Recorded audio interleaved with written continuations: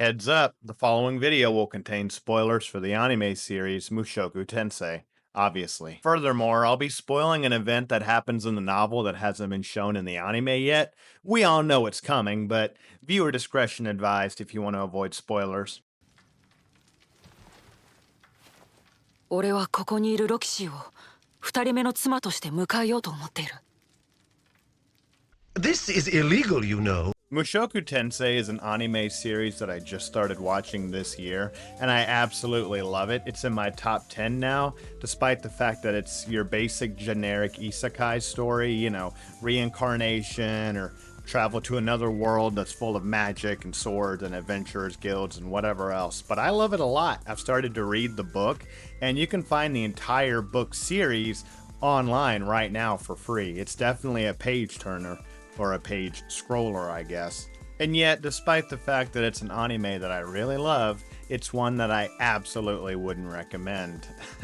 Now, if you've seen the show, you probably know why. Also, if you're watching this video, you've probably seen the show before too. So I'm not going to sit here and break down the entire plot. You know how long-winded I can be. And this video is going to be focused on one character in particular, one event, and that's Rudy praying to Roxy.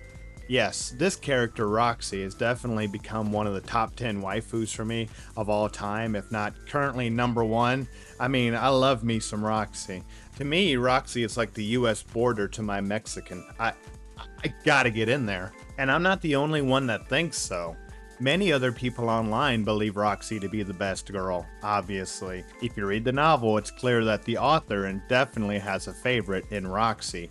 And furthermore, and even though he would never admit it, the main character, Rudy, absolutely has a favorite of his three wives. Yeah, spoiler alert, by the way, he eventually goes on to marry Eris too, so he has three wives. But even the other two wives, Sylphie and Eris, both agree that for whatever reason, Roxy is the favorite. They all know this. Sylphie kind of keeps them both in line, and Eris just sort of does whatever she wants anyway, but it's clear that Roxy is the favorite.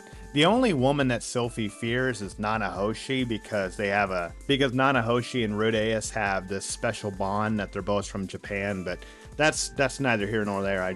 That's very interesting. Anyway, the three women actually get along pretty well, but it's clear to everybody that Roxy is best girl. But none of the wives, including Roxy, really know why. You see, Eris was Rudy's first time, and Sylphie is his first wife, so where does that leave Roxy? Well, Roxy, obviously, you could say it was his first love, but there's a lot more to it than that. If you've seen the show, you've seen a lot of things that Rudy does before he reunites with Roxy. And in that long period of time, he doesn't see her. They write each other letters. He creates figures of her to include her undergarments because obviously. And at the beginning of season 2, we see that Rudy literally prays to a shrine in which has Roxy's panties that he's kept for all these years. And we see that he treats them with this kind of respect, with this reverence, right? He really looks up to these panties. He calls them the holy relic. And when his Roxy figure is destroyed, although to be fair, he had already given up this figure a long time ago, so he really doesn't have any reason to complain. But when he finds out this figure is destroyed, he goes absolutely mental over it. He does some horrible things, but, you know, we're not going to talk about that today. We're going to talk about like why Rudy prays to Roxy, why he looks up to Roxy, and ultimately how Roxy is literally a goddess to him. To Rudy, Roxy is his higher power, and I really want to explain what I mean. Now, if you've seen the anime, you probably already know this, so I'll be brief. Our first introduction to Roxy comes when Rudy is age 3, and he's already showing an aptitude for magic, so his parents hire him a magic tutor. Now remember, we start the show off with Rudy as an infant, so we're watching his entire life, up till he's age 18 at the end of season 2. Roxy shows up to be his tutor, and tutors him for 2 years until Rudy at age 5 can literally replicate her strongest magical skill more efficiently. This humbles Roxy, and then Roxy decides to take off on her journey to become better at her craft. Now in these 2 years, as you may know, there's 2 key events I'd like to focus on as to why Rudy worships Roxy. Number 1 is he witnesses a miracle. Yes! And number 2, which is much more important and serious, Roxy actually helps Rudy get over a problem that he's had for over 40 years. Wait, 40 years? So I thought he was 5 years old. Well, remember, he's reincarnated, and when he died in his previous world, he was 37 years old. Yes, 37 years old. And at that time, he hadn't left his house or his room in 20 years. Yes, he suffered a horrible bullying incident when he was in school, and after that he never left his room again, which in my opinion, I know his parents did all they could, but I mean, did they really though? Because if you have a son that's living in your house for over 20 years, I'm sorry, but you're enabling them, but that's a topic for another video. Anyway, after Rudy is reincarnated, while he does leave their house, he doesn't leave their property, and his parents don't know why he's so afraid to leave. How could they know? And it's Roxy that actually gets him up on her horse and gets him off the property. Even though he desperately doesn't want to, he's scared of it. She's right there reassuring him. And in Roxy's eyes, Rudy's afraid of horses, but that's not it at all. And how could anybody possibly know what's going on in his mind? This is the first time he's able to go into the outside world in now over 20 years in his mind, which, side note, I do want to say also, it's another reason why Roxy and Rudy can bond, even though they don't necessarily understand it, is that Roxy is actually in her 40s at this time. Yeah, she ages differently from other people. And Rudy mentally is also roughly in that same age. So when you really think about it, they are the same age, which is kind of crazy. I just realized that. But anyway, after this, like I mentioned earlier, Roxy teaches Rudy her strongest skill, in which Rudy's able to replicate in one try and do it more efficiently than her. So she's humbled and decides that she has to leave town in order to get better at her magic. Rudy waves her a tearful goodbye and will never forget Roxy for what she did for him, even though she has no idea what exactly that is. Of course, at this point in the anime, it's revealed that Rudy at one point stole a pair of her panties and has been keeping them as his treasure. The maid finds out but just doesn't say anything about it because she's a real one. Later on in the series, as we all know, Rudy is forcibly sent off by his father to go and tutor his cousin Eris, which, yeah, in case you remember that name, Eris, he later marries Eris, but let's be honest here, incest is like the least degenerate thing in this anime so far. And it's during this time that he's in this other area tutoring that he begins to create figurines, and he creates the famous Roxy figurine, complete with detachable robe, because obviously. And it's at this time, as far as I remember, it's the first time Rudy refers to her as a goddess, although it's in a perverted way. Also at this time, Rudy and Roxy write each other. Really nothing that special here. It's kind of like writing your old college professor in an email for advice, which I've done before, but she is incredibly helpful to him in his studies. After this, we all know the turning point happens, in which everyone within a certain area or radius of an area gets forcibly teleported around the world, including Rudy, Eris, and all of Rudy's family back at his home. When Roxy finds out about this, she joins the search for Rudy's family, as she feels like she owes them, along with some of Rudy's parents' old adventuring buddies, Tallhand and Elise. The rest of this season, there's only 2 relevant things I want to mention. For one is, well, I forgot to mention, you see how these videos I get long-winded because I want to give you all the information, but you probably already know all this stuff. But for one, Roxy, before she leaves Rudy for the first time, gives Rudy a necklace that has an insignia of her tribe on it, and then she leaves. Yeah, Roxy's also part demon. I forgot to mention that. But Rudy's been separated from all of his possessions, and all he really has is his staff and Eris, who he was with, right? And everything that he had on his person. Well, Rudy actually gives up this necklace to Ruijerd, his bodyguard at the time, so that he can better blend in. And he never gets it back from Ruijerd. In fact, he gives it to him as a gift. I just want to point that. That's kind of a small detail, but I do want to point that out. Next up, we have the fact that while Rudy's on this adventure, he finds out that his maid and his half-sister, which, yeah, he's got a half-sister. His dad married 2 women, so it might run in the family, but you know what I mean? But anyway, he rescues his half-sister and his, dad's second wife. And his dad's second wife was their maid, who just so happened to be holding on to that box. What box, you might be saying? Well, she's holding on to a box with Rudy's prized possession, those famous panties. She gives it back to Rudy, and Rudy then holds on to it, and, well, that's how he gets it back. Oh, and also during this time, Rudy meets Roxy's parents. Nothing really to mention here, just that I think it was funny. While he's meeting her mom and dad, he asks her dad, "So hey, can I call you my father-in-law?" And he just, with a smile on his face, says no. That's so adorable, man. I don't know. I mean, you could see it as a kid being mischievous, but nothing really important here for the rest of the season. Now we'll move on to the second season. Now, at the end of season 1, we see that Rudy's pretty broken up, as Rudy has left him, and Eris has also left him as well, and he sees this as a breakup. Now, you might find it to be a bit immature to be all down after your first breakup, but keep in mind that even though Rudy has the mind of a man in his 40s, he's mentally stunted after his trauma that he received 20 years before he died in his first world. Trauma can mentally stunt you if it's not properly addressed. It's the same for addicts and alcoholics, but that's a whole nother video. But we see that Rudy keeps going because he's trying to find his family and make sure they're safe. It is during this time, of course, that Rudy does have some moments of indecisiveness and even fear.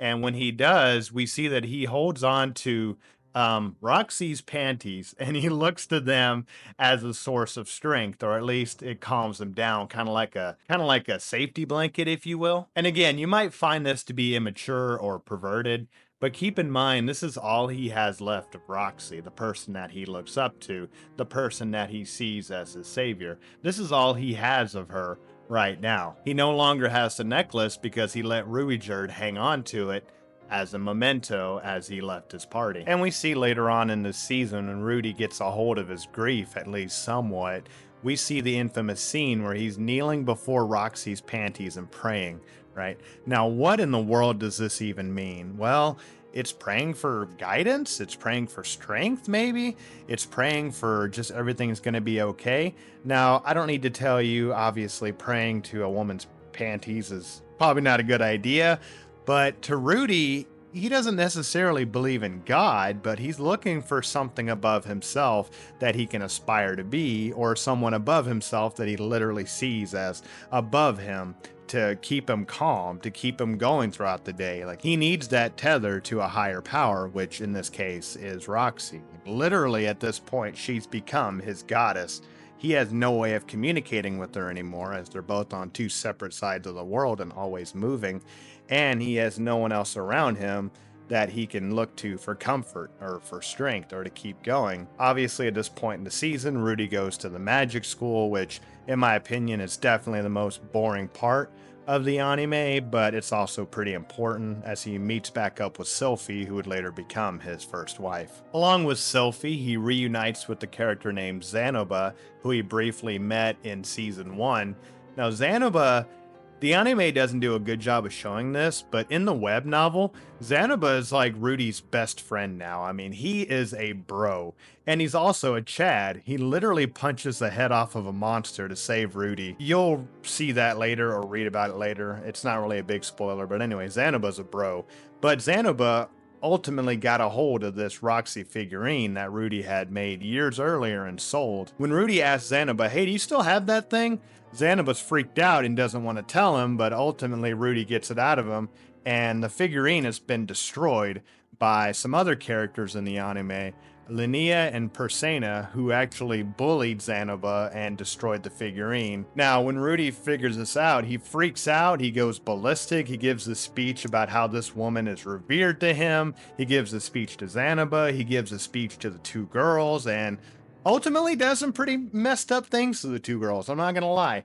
Nothing as bad as you might think, but still pretty bad. Anyway, with that all out of the way, of course he does marry Sylphie, but later on, in the next turning point, so to speak, of the show, Rudy is informed that all of his family has been found except for his mother, and his mother has been finally found, but she's in an incredibly dangerous area, being held basically prisoner. His father asks for help, and Rudy doesn't know what to do, as he just married Sophie. Oh, and surprise, surprise, Sophie's now pregnant with this child.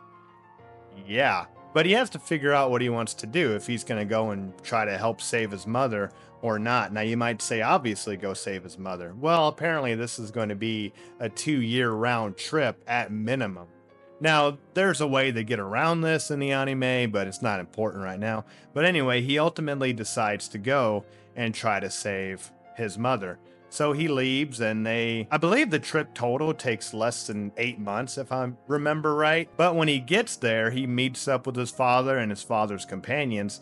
But remember, Roxy was supposed to be helping to find his family as well. Well, at some point, Roxy actually reunited with Rudy's father as well, and they were both trying to help save his mother.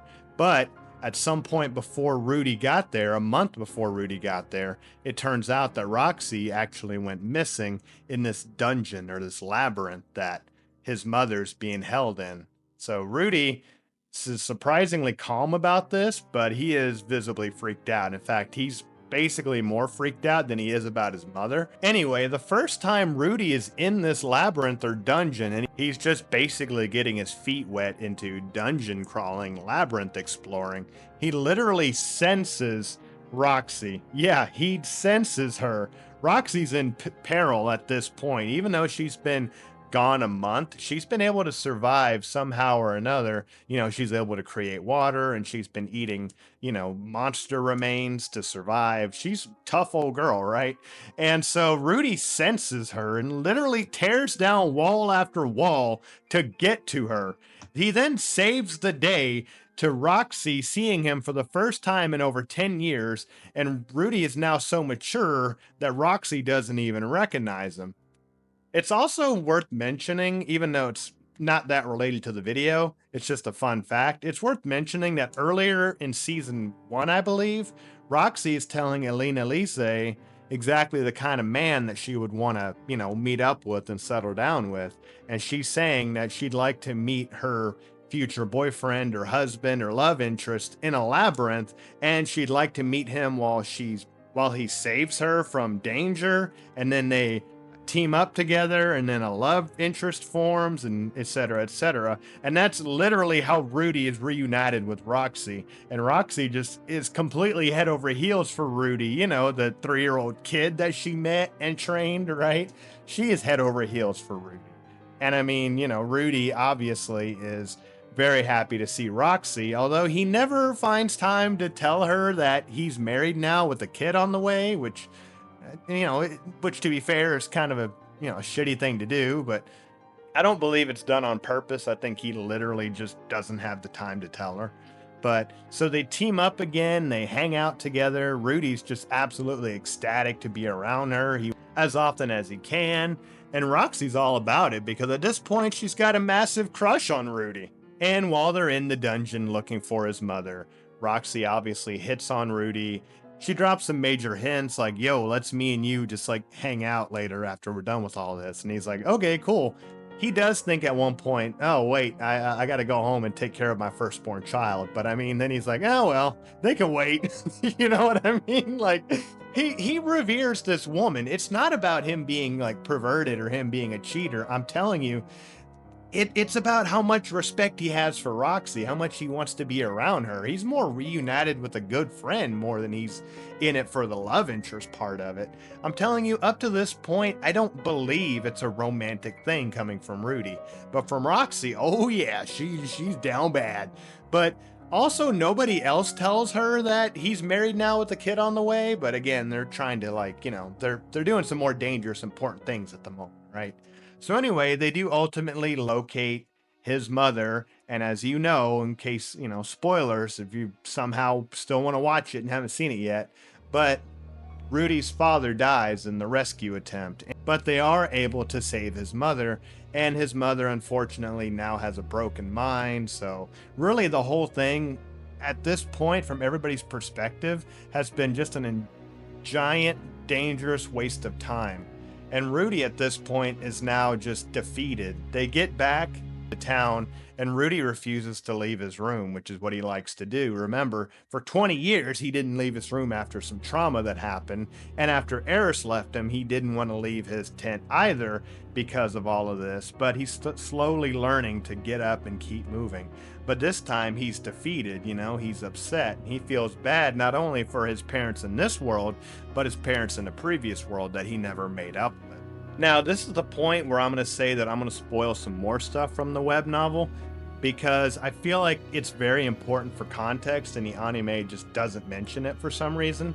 But yeah, at this point, Rudy's just holed up in his room, and Roxy and the other members of their party are wondering how to cheer him up. But anyway, Elena Lise and Tallhand and Roxy are talking about how to cheer him up.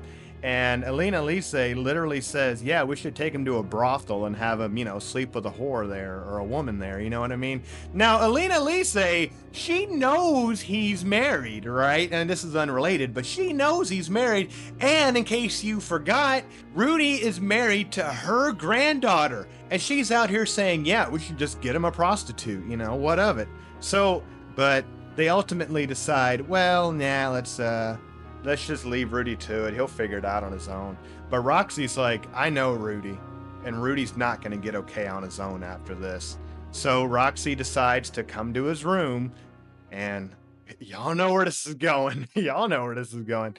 Roxy goes to his room to a grieving Rudy, and she enters his room when she's wearing just this kind of revealing outfit. Looks more like a nightgown than like outerwear, but I mean, keep in mind, she's trying to cheer him up, and she already knows that he's perverted. So, I mean, in her mind, she's probably thinking this could literally cheer him up. I know a lot of people are going to say she's taking advantage of him, and that's a fair point, and even she admits this, but she genuinely does want to help Rudy out.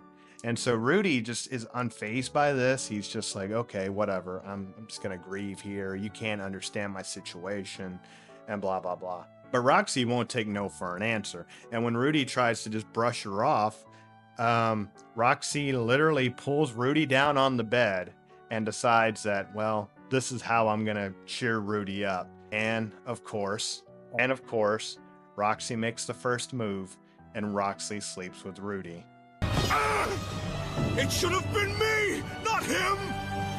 It's not fair! Now, yes, at this point, Roxy does in fact know that Rudy's already married with a kid on the way. She's been told by his companions, both in the book and in the anime. It's revealed a little later. So Roxy knows better, but Rudy also doesn't say anything to her. He just sort of lets it happen, which I know he's grieving, but it's still a shitty thing to do. We can all agree on that. But it happens, and they sleep together, and they wake up, and Rudy's back on his 2 feet and at least is moving around again. He's not fully healed, but he's moving around again. Now, you might think that's ridiculous, and you'll probably disagree with me when I say this, but to a man, yeah, I would say that sex would be a healthy outlet to get over grieving. It doesn't fix anything, but it helps. I mean, I don't know. I've had grieving women come to me and ask me for sex. Now, obviously, you got to be careful because, you don't want to take advantage of someone's vulnerability. But I'm just saying it is a thing, right? And so after this, on their trip home, Rudy finally reveals to Roxy, hey, by the way, yeah, I'm kind of married and have a kid on the way. And she's like, oh, I know. I've been told that already. And he feels super bad about it because, well, she really likes him, and she hates that, this happened, and she hates that she can never be with him. And he's like, well, maybe at least while we're on this trip, she's like, no, we can't. And so he has to think about things, right? Obviously, he wants to do the right thing. Now, I want to bring up the novel once again because there's some very important context here that the anime doesn't tell us for some reason, and it's like absolutely like, why didn't the anime say this? But when Rudy's in this moment of indecision, Elena Lise, remember the woman that's been on Paul's adventuring team up to this point, comes up to Rudy because she knows that Rudy slept with Roxy. And Elena Lise tells Rudy, hey, by the way, Roxy talked to me, and she thinks that, she might actually be pregnant. So Rudy's like, oh, shit. So anyway, this is very, very, very important, right? Now, I forgot to mention, but again, if you've seen the show, you know, but Rudy's father had 2 wives. He got another woman pregnant while his wife was pregnant. And so now Rudy has just done the same thing, got another woman pregnant while his wife was pregnant. Now, keep in mind also that Rudy reveres this woman. He looks up to this woman like a goddess. And now he's about to tell her, hey, I'm married already with a kid and you can't be a part of my life and we can't be together. So he's about to kick out a woman that might be pregnant with his child. Not only just any old woman, but a woman that he loves and cares about. I know I just said that, but I'll say it again because it's so important. And that's what spurns Rudy into making that decision to asking Roxy, hey, do you want to be my second wife? And Roxy's like, well, at first Roxy's like, hell yeah, but she doesn't say that. She's feeling it, but she doesn't say it. She just says, well, you might want to talk to your current wife first, and then we could talk about that. So she's open to the idea. So anyway, they get back home and they break the news to Rudy's family that, hey, your father's dead and your mother's here, but she's also in like a walking coma, so that's bad. Oh, and also Rudy lost his left hand, by the way, but I guess that's not really relevant, but that's also kind of a big deal. And after this tearful revelation, everybody in Paul's adventuring group splits up, goes their separate ways, except for Elena Lise and Roxy, who Elena Lise lives there at this point. Well, she lives in town, and Roxy doesn't leave. And Rudy turns to his pregnant wife, Sophie, and says, hey, there's one more thing we need to talk about. I don't know why more women don't get into the anime like these. Look at all this drama. Anyway, Rudy sits down Sophie and his 2 little sisters and says the famous lines, I want to take in Roxy as my second wife. Now, obviously, this is wrong, and Rudy starts to get raked over the coals by it by his little sister. But surprisingly, Sophie's like, all right, let's do it. And everybody's like, huh? Even me watching, I'm like, huh? And so, yeah, Sophie's like, well, I figured you'd cheat on me eventually anyway, so at least you told me about it. Welcome to the team, Roxy. And that's how Roxy became Rudy's second wife. Now, if you ask me, the only thing Rudy did wrong was ask nicely. This is Roxy we're talking about, okay? What he should have done is walk in there, head held high, and said, hey, Sophie, this is Roxy, and from now on, we both belong to her. You know what I mean? But seriously, though, Sophie is like, okay, I'm down with that, and that's how Rudy got his second wife. And so you might say it's wrong what Rudy did, and I mean, it objectively is wrong. I mean, withholding information like that from Roxy, sleeping with another woman while your wife is pregnant at home worried about you, it's all bad, right? There's some mitigating circumstances, but it's not good. But I'd like to think that I've demonstrated, at least from the anime and some of the web novel, as to why Rudy would make this decision. This is what this video was leading up to. I'm not justifying his second marriage, obviously. I mean, personally, I couldn't even handle 1 woman, so I mean 2, better man than me, Rudy. Just to try to give my opinion on why Rudy would do this, or why the story would take this turn. And of course, later on down the road, Sophie gives birth to his first child, Rudy marries Roxy as his second wife, and he goes to visit his father's grave and says, well, Dad, I guess I'm just like you. I love this anime, by the way. It's so good. Check out the web novel if you want. Just search for it online. You'll find it. You can read the whole thing right now. I'm currently on volume 17, I believe. And let me tell you, yeah, you ain't seen nothing yet when it comes to not only wives and perversion, but also danger and, fight scenes. Oh boy, get ready. But anyway, this anime may not be the deepest, it may not be the best, and frankly, it may turn you off with its perverted moments or the fantasy elements or the isekai elements, but you know what? If you made it this far, give it a shot.